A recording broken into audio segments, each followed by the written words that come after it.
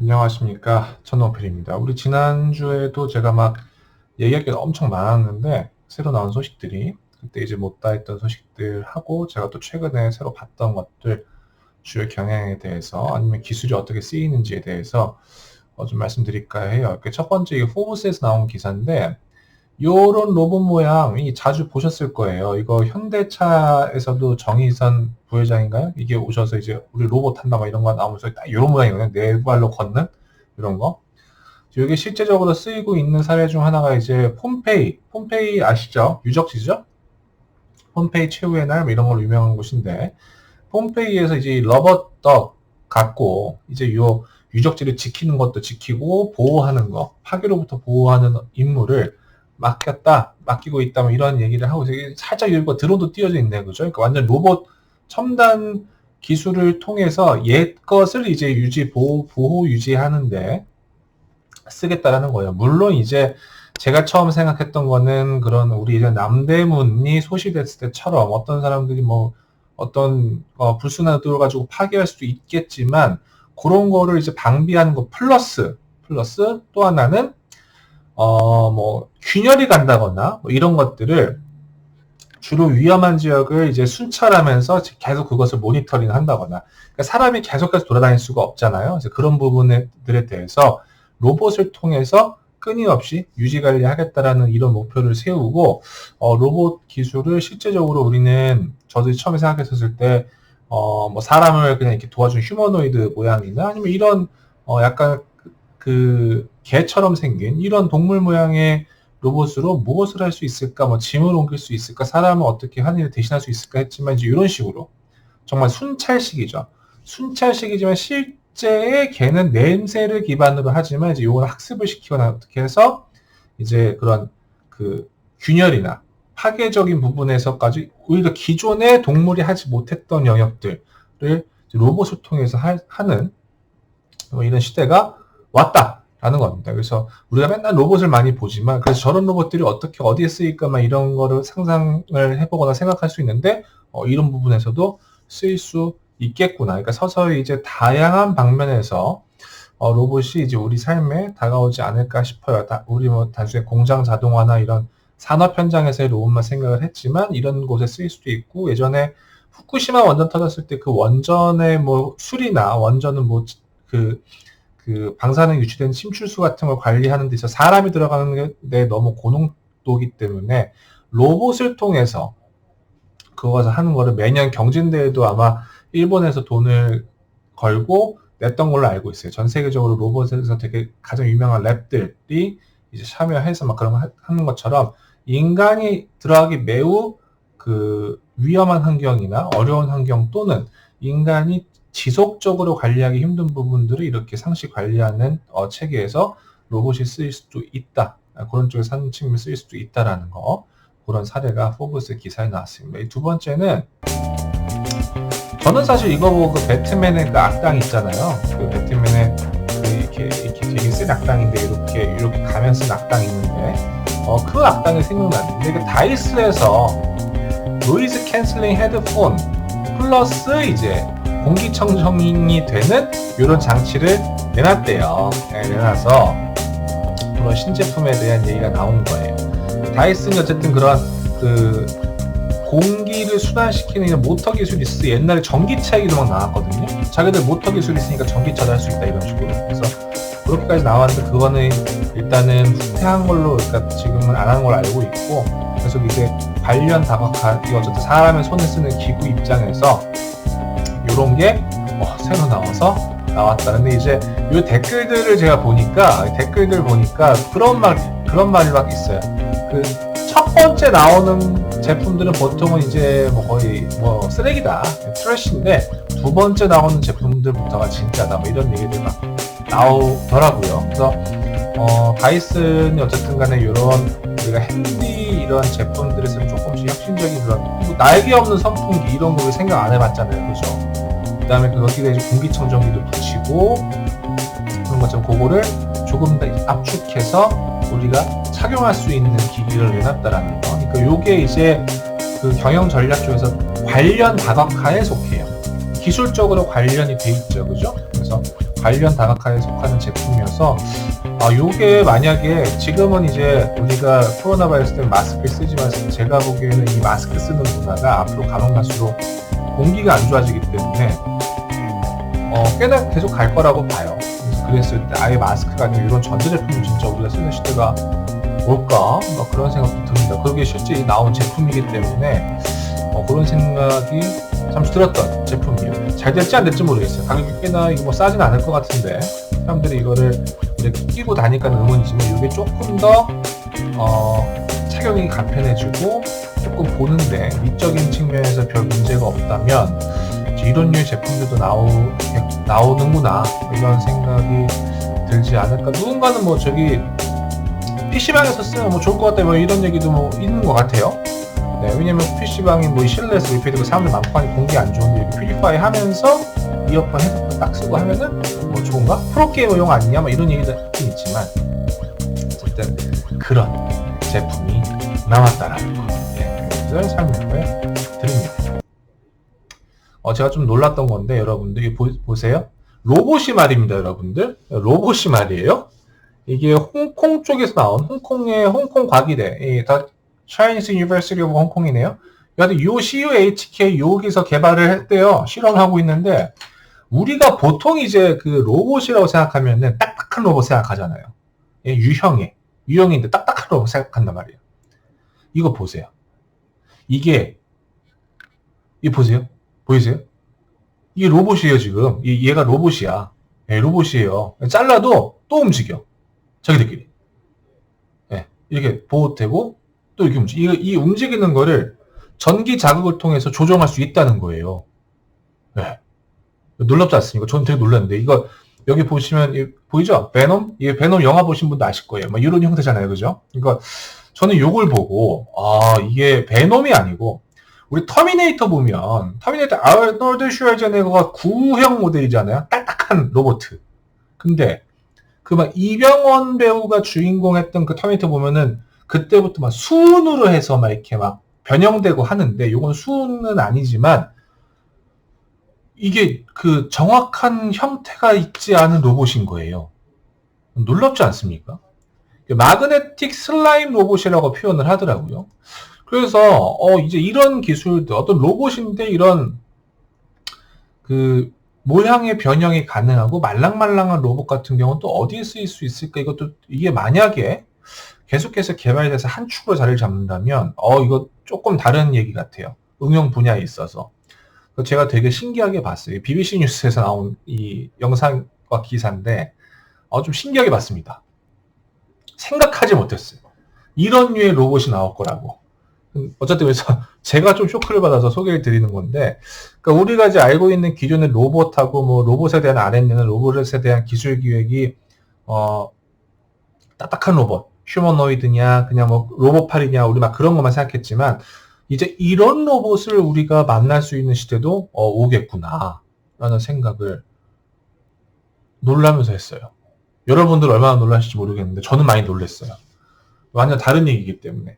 물리적인 특성 때문에 기존의 로봇들이 그 적용되지 못하는 분야에서도 이제 이런 것들이 될 수도 있겠죠. 이런 식으로 뭐 이렇게 빠져나갈 수도 있고.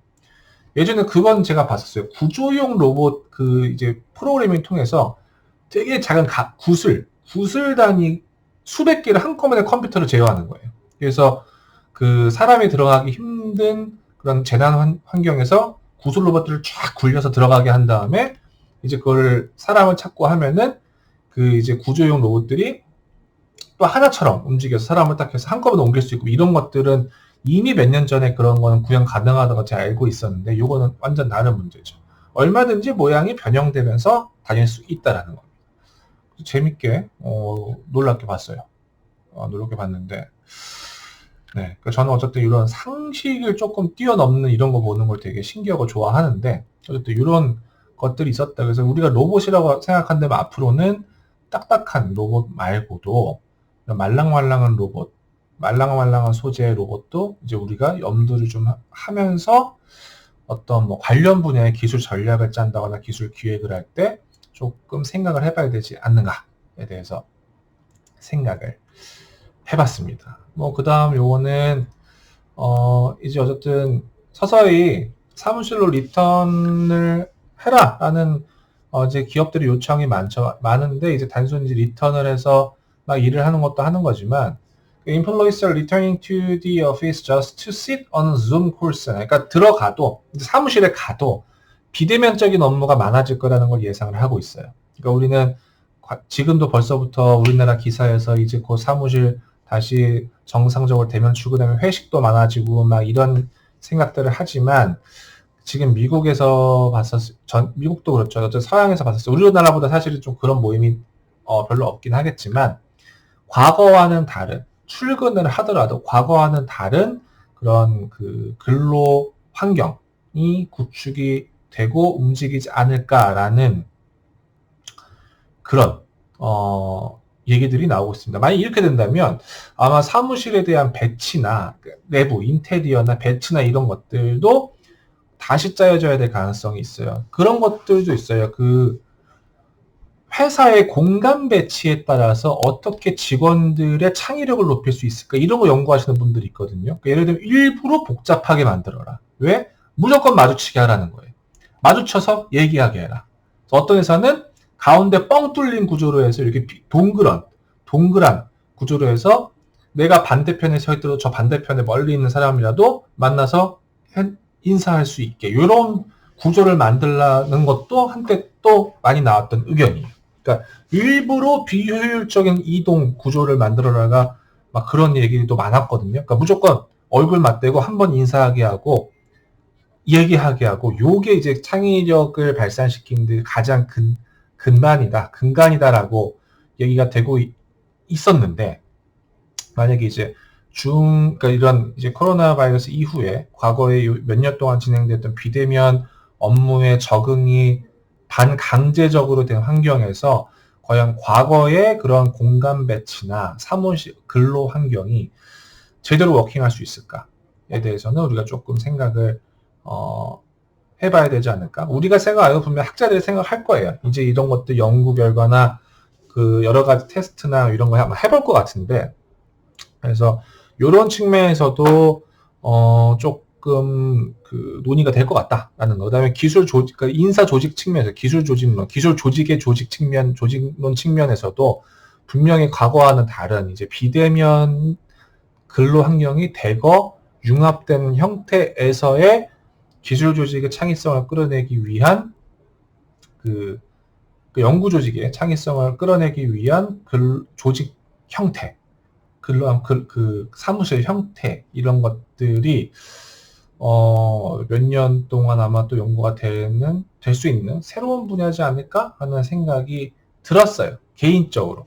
예, 그래서 이러한 움직임이 있다 하는 말씀을 드리고 요거는 아주 조그마한 Robotized insects may search collapsed buildings for survivors죠. 그러니까 이제 벌레에다가 아주 조그만 이런 그 로보틱 이 칩이나 설비를 이용해서 생존자를 찾거나 할 때 이제 곤충을 쓰겠다라는 거예요. 예. 여기 보이시면 The first cyber launch goes back to 1997년이죠. When 시모야마 이사오 of 도쿄 유니버시티에서 시작이 됐대요. 한 20년 됐네요. 거의 15년 됐네요. 15년 됐는데 이제 곤충을 통해서 사람이 들어가기 힘든 환경이나 이런 너무 좁은 곳에서 우리 건물이 무너지거나 했었을 때 이번에 그 광주에서도 그 아파트 무너졌을 때도 보면은 결국에는 그 굴착이 올라가서 굴착 잘못하면 건물 무너질 수도 있고 사람 손을 전부 이게 파야 되고 되게 힘들잖아요. 이제 그런 환경에서 서서히 이제 로봇을 투입하겠다라는 것도 있었지만 그 소형 로보틱 기술을 이제 자연 생물에 달아서 찾을 수 있는 이제 그런 것도 연구가 되는 것 같아요. 영화 보면 쥐를 막 이용하기도 하죠, 그죠? 첩보 영화 보면 쥐에다가 막 카메라 달아갖고 막 아니면 뭐 미니카 이용하고 하는데 이제 곤충 단위까지 내려왔다라는 거. 그래서 여러 가지 시도가 있죠. 지금 대학에서 시도가 되고 있기 때문에 매우 아마 기초적인 수준일 거예요. 근데 어쨌든 이런 것들이 10년, 15년 뒤에 우리 눈에 분명히 보이는 서비스로 다가올 겁니다. 네, 그래서 이런 시도들도 지금 시도가 되고 있다. 우리나라에서는 이런 기사를 잘 내보내주질 않아요. 안 하시는 건지 아니면 있는데 관심을 안 가지는 건지. 네, 어쨌든 이런 국제적인 이런 그 매체에서는 이런저런 뭐 재밌는 것도 계속 보여주더라고요. 그래서 저도 이제 그래서 이제 뭐 MOT 뉴스라는 명목하 여러분들한테 이런 최신 기술이나 그래서 우리 기술 경영 측면에서 어떻게 바라볼 수 있을 것인가에 대해 설명을 드리는 건데, 그래서 이런 것도 진짜로 이 기술이 좀 더 무르익으면 이제 구조 재난용 R&D에서도 이제 이런 살아있는 생물을 쓰겠다라는, 지금도 이제 보통 그러고 보면은 뭐 빅데이터나 AI 기계학습 시켜서 한다, 지금 요 정도가 이제 한국에서 보통 이제 되고 있는데, 그런 자연 생물과의 결합을 통해서 진행을 한다면 또 새로운 가능성을 발견을 하고 실제 된다면 너무 좋지 않을까. 예, 이건 만화 같은 얘기예요. 예, 이거 벌써 5년 전만, 지금 이건 15년 전부터 진행했다고 하지만 그래요. 97년이면 여러분들 우리 98년 IMF 전이거든요. IMF 위기 전에 그 아시안 외환위기죠. 아시안 외환위기 전에 이런 얘기 했으면 이건 뭐 완전 공상과학이죠. 만화죠, 만화. 되고 있다는 거예요. 서서히. 그죠. 그래서 기초 연구에서 이제 응용 연구로 넘어오는 단계지 않을까. 어쨌든 간에 이런 것들 계속 우리가 지켜보고 관심을 가져볼 필요가 있지 않을까 해서 공유를 드립니다. 또 이코노미스트에서 나왔던 기사예요. 그리고 네, Americans flocked to eco-friendly toilet paper during the pandemic. Here's why it could last라고 돼 있죠. 자, 이게 뭐냐면 여러분들 그 휴지 있잖아요. 휴지, 재활용한 휴지들. 에코프렌드를 결국에는 재활용한 휴지나 뭐 이런 것들이에요. 이런 것들인데 이게 질감이 안 좋, 이 꺼꺼꺼라고 싼 대신에 질감 안 좋고 했는데 이게 처음에는 이제 막 팬데믹 때 여러분들 미국 그 당시에 막 그 사재기 한다고 물 없다, 휴지 없다 난리 났잖아요. 그러니까 그때 울며 겨자 먹기로 이런 에코프렌들리한 페이퍼 때까지 사람들이 다 샀는데 그러다 보니까 써보니까 생각보다 쓸만한데 가격도 괜찮고 쓸만한데 이제 이렇게 된 거예요. 그래서 팬데믹이 오히려 약간 그런 에코프렌들리한 토일러 페이퍼를 쓰게 하는데 큰 좋은 영향을 미쳤다, 뭐 이런 얘기예요. 근데 이제 이런 것들이 앞으로 더 확장될 수 있는 거가 지금 이제 물류망이 마비가 되고 여러 가지 지금 우크라이나 러시아 전쟁부터 시작해서 전 세계가 지금 물가가 엄청나게 뛰잖아요. 그죠? 지금 뭐 40년 만에 최대 물가 지금 뭐 상승률 기록한다 이런 얘기 계속 나오고 있던데, 얼마 뒤에 미국에서 생산자 물가지수 발표하면 소비자 물가지수 발표하면 막 그런 얘기 나오던데, 물가가 오르기 때문에 저렴한 제품을 더 찾는 수요가 많을 거고, 오히려 어쨌든 간에 에코 프렌들리한 제품이 당연히 비싸면은 이제 비싼 거에 대해서 우리가 그런 지구를 지킨다라는 그런 그 의미를 부여해서 조금 더 높은 가격을 제공하면서 쓰겠지만, 만약에 에코 프렌들리한 제품이 기존에 좀 쌌다. 근데 좀 불편했던 거예요. 그런 거는 더 쓰기 시작할 것 같아요. 이게 이제 또 몇 년 지나면 또 적응이 되겠죠. 그죠?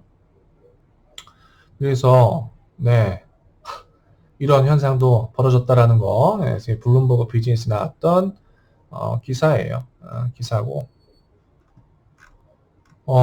네, 애플, 이건 뭐 그냥 간단히 보고 넘어가면, Apple makes it very easy to work remotely unless you work for Apple이죠. 그러니까 어쨌든 애플이 그 원격 근무, 워크 리모틀리라고 하더라고요. 리모트 워크라고 하는데, 예, 리모트 워크를 하기 아주 뭐 그런 좋은 환경 그거를 구축하는데 노력하고 있다. 아까랑 좀 마찬가지죠. 그러니까 미국의 빅테크 기업들 같은 경우에 리모트 워크를 하기 좋은 지금 환경을 여기서 바꾸고 있다라는 거예요. 근데 이제 제가 현업에 있는 제 친구들의 선후배들이 좀 얘기를 해봐도 어쨌든 이거는 IT 기업들에 국한된 얘기일 수 있다. 네, 그래서 테크 기반 기업의 스타트업 이런 것 좀 그럴 수 있는데, 제조업 기반은 어쨌든 간에 사람 나와야 된다. 그래서 제조업 쪽에 있는 친구들이랑 그 스타트업, 그러니까 테크 기반 기업에 있는 그 친구들이랑 이 보는 관점이 많이 달라요.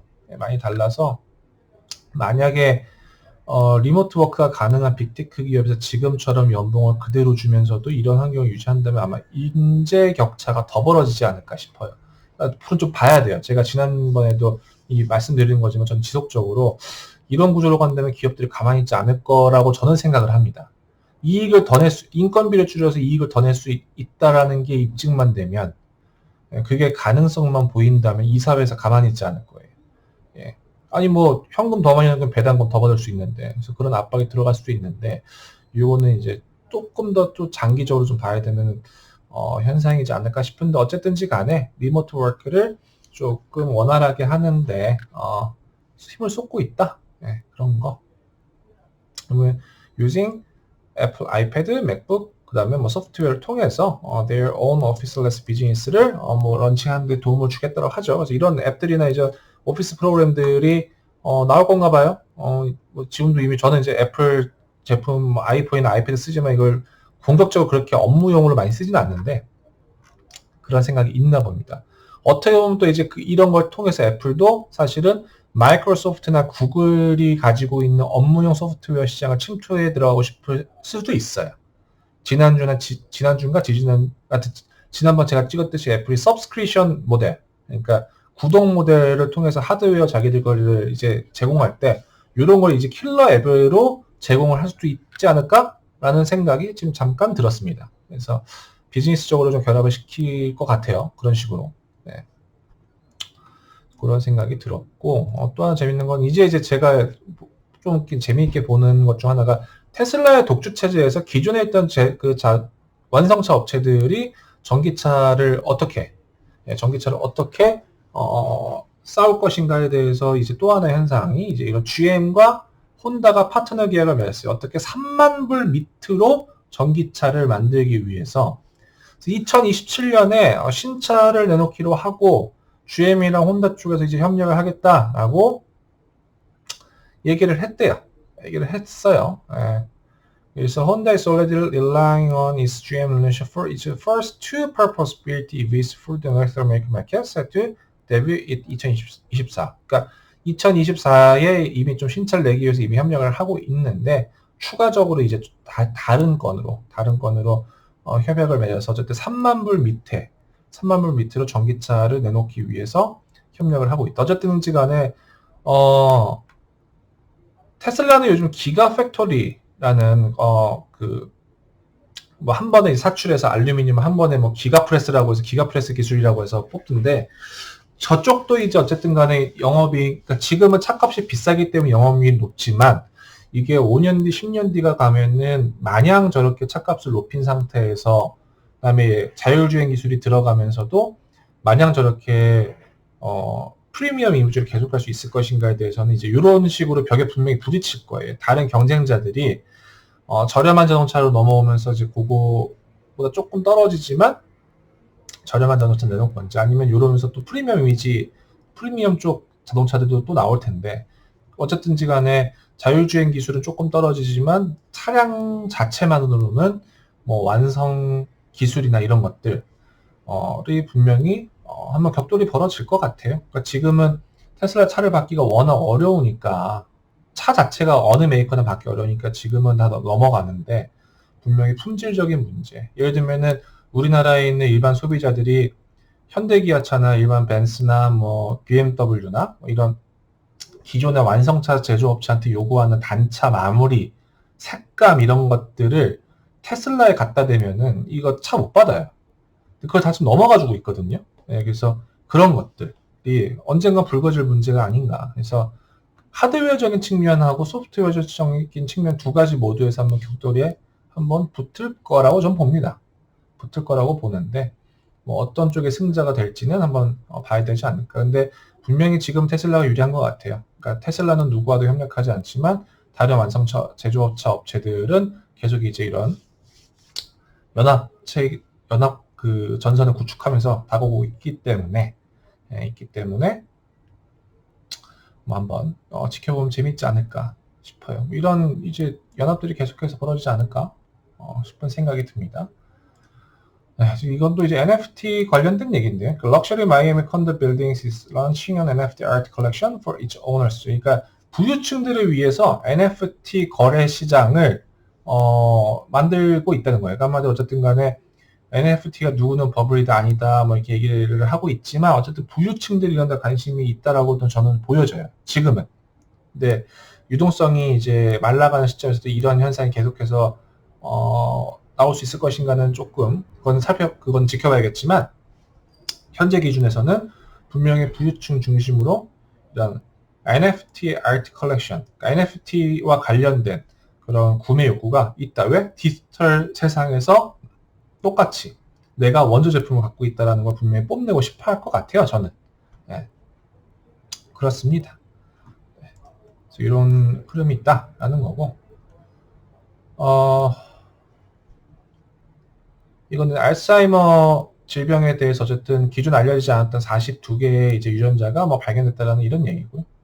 UFC에서도 이제 대전료를 이제 크립토, 그러니까 그 암호화폐로 지급하겠다라는 뭐 그런 계획이 있다. 예, 그런 real start니까 이제 시작하겠다 이런 거죠. 그래서 돈을 주는 게 아니고 이제 크립토로 줄 수도 있다. 뭐 이런 얘기가 나왔어요. 그러니까 은근히 어쨌든지 간에 여러 방면에서 우리가 이런 암호화폐나 NFT와 관련된 시작들이 계속해서 만들어지고 있다는 거고, 이거 제가 좀 재밌게 봤는데 From Apple to Google, Big Tech is rushing to build VR and AR headset이죠.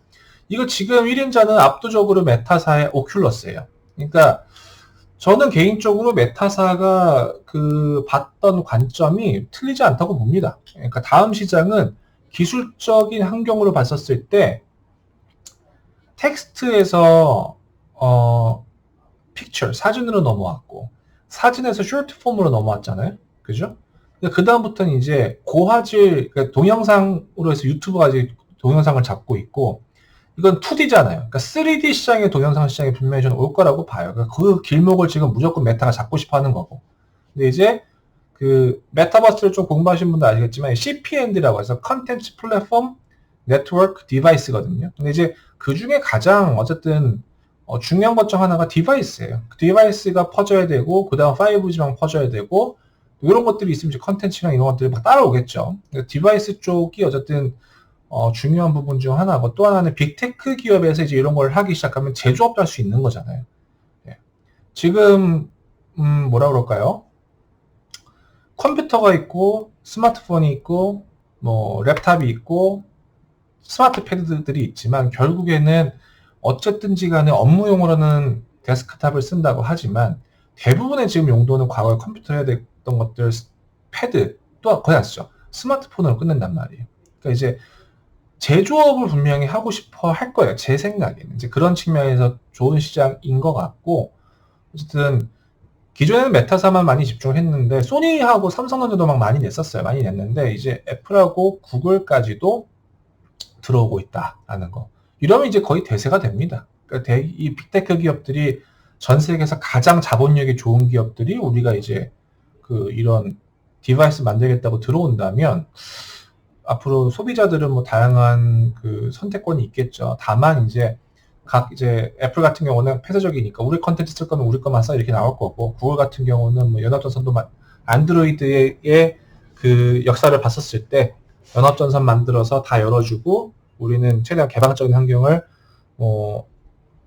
열어주겠다라고 얘기를 할 수도 있죠. 어쨌든 이제는 다른 얘기가 뭐 누구만 하는 게 아니고 서서히 대세가 될 수 있을 것 같은 도미넌트 디자인으로 갈 것 같은 이런 헤드셋이 많이 띄워지고 있다라는 거고 저 요거 보고 좀 슬펐는데 이거 BBC 뉴스 나왔어요. South Korea is one of the most sleep-deprived nations on earth, with many of its young people looking for help죠.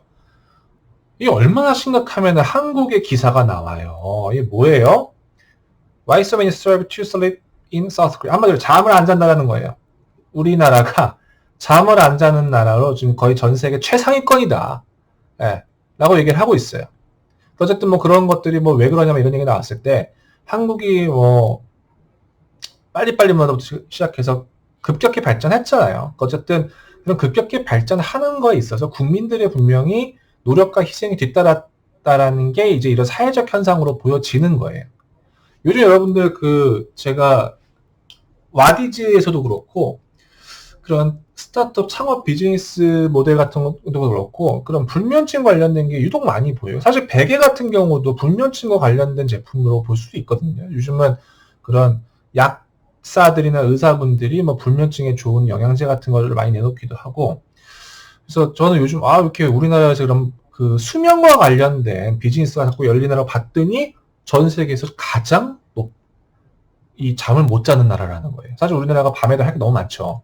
지금 코로나 바이러스 때문에 우리가 집에 많이 있지만 이게 만약에 풀리면 또 이제 또 우리 밤이 또 이 화랑인 나라가 또 될 텐데 커피도 많이 마시죠. 한국에 왜 저 커피를 많이 마시죠? 저도 커피를, 저 아시는 분들은 아시겠지만 저는 커피 거의 반 중독인데, 저는 아침에 아침밥을 안 먹어도 커피는 무조건 마셔야 돼요. 안 그러면 정신이 돌아오지가 않아요. 그래서 무조건 샷 추가해서 마시고 거의 식사 때마다 한 잔씩 마셔서 하루에 한 4잔에서 5잔씩을 마셔야 제 이런 업무 패턴이 돌아가거든요. 그래서 저는 이제 우스갯소리로 내 피에 칠할은 뭐 카페인과 알코올이다 막 이렇게 얘기를 드리는데, 저만 그런 게 아니었다는 거죠.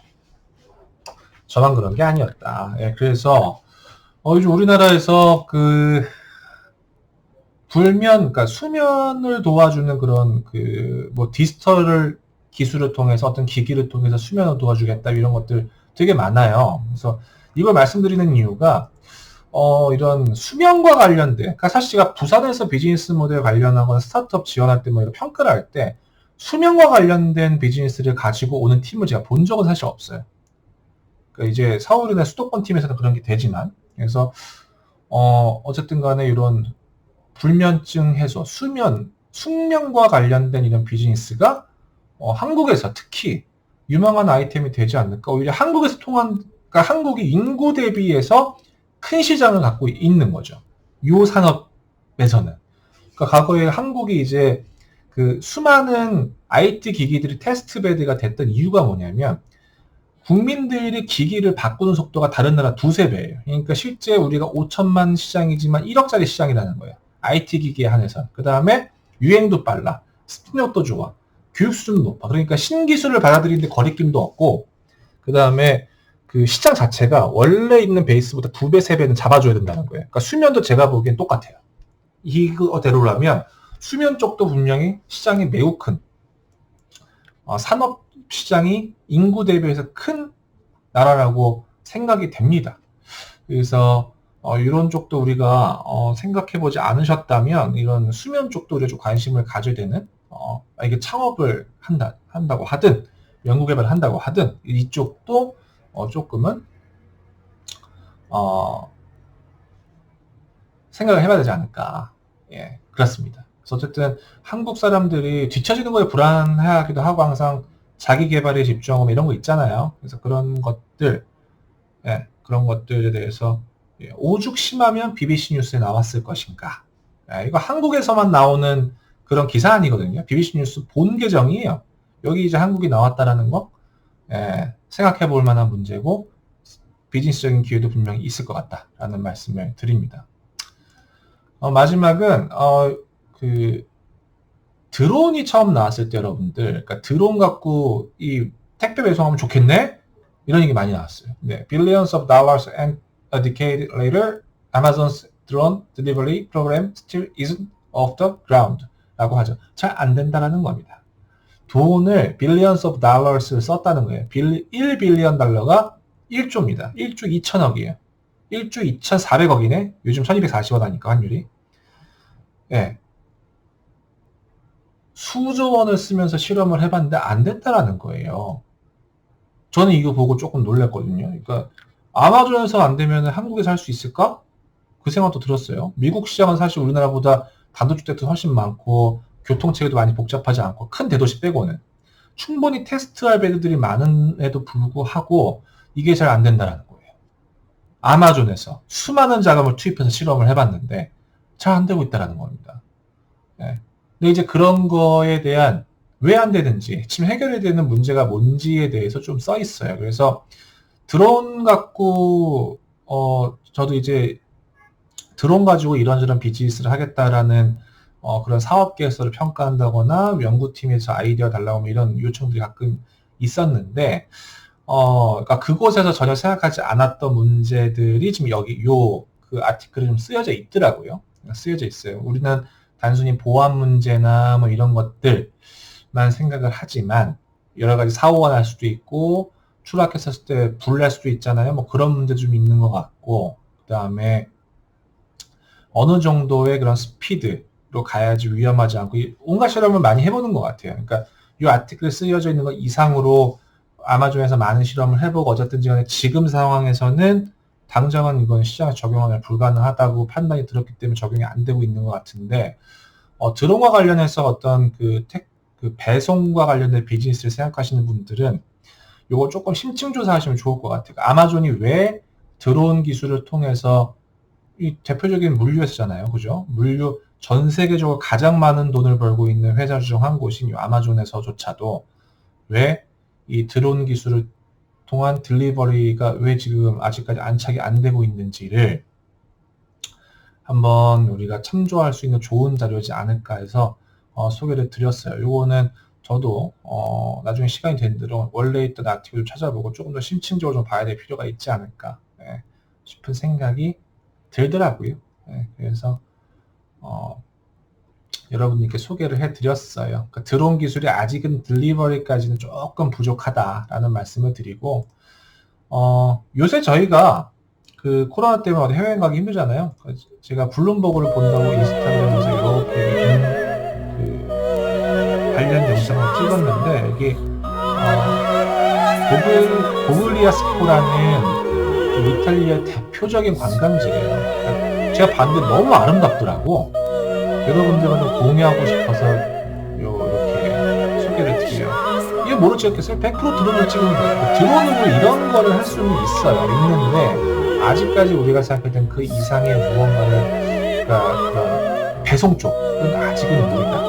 지금 뭐 산불을 끄거나 농약을 뿌리거나 하는 것도 사실은 지금 그 그러니까 비행 시간이 짧기 때문에 여러 가지 무리가 많아서 배터리 쪽도 계속해서 그쪽을 타겟팅해서 개발을 하고 있는데, 그럼에도 불구하고 드론을 통해서 이렇게 아름다운 우리가 기존에 담지 못했던 것들을 담을 수 있다. 나 너 보고 너무 예뻐서 제가 가고 싶더라고요. 그래서 같이 좀 공유하고 싶어서 이렇게 마지막 그 자료를 공유를 드렸습니다. 자, 오늘 제가 말씀드릴 MOT 관련 소식은 여기까지 하도록 하겠습니다.